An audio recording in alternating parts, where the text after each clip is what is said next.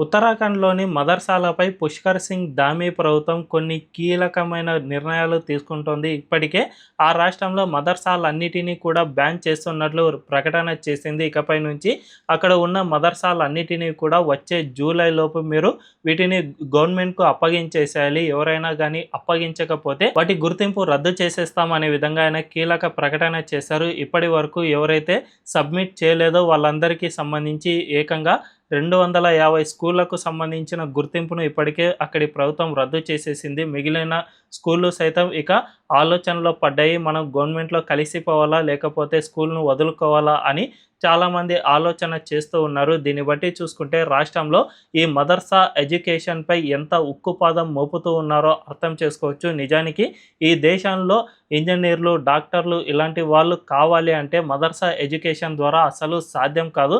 ఇందులో పూర్తిగా చదువులు కాకుండా మతపరమైన ఐడియాలజీనే వీళ్ళు ప్రమోట్ చేస్తూ ఉంటారు కాబట్టి వీళ్ళు నార్మల్ విద్యార్థులతో పోటీ పడలేకపోతూ ఉన్నారు. అందువల్లనే అక్కడి ప్రభుత్వం ఇటువంటి కీలక నిర్ణయం తీసుకుందనే చెప్పుకోవచ్చు.